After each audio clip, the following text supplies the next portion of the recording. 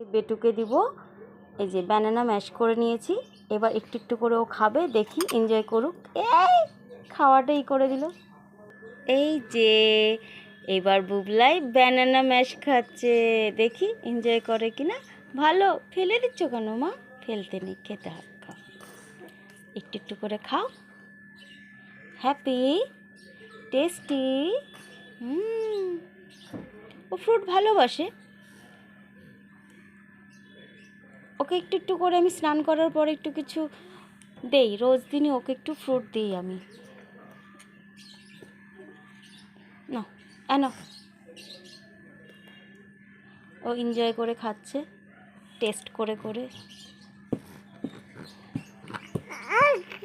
বলে tata, tata করে দে বাবা। এই যে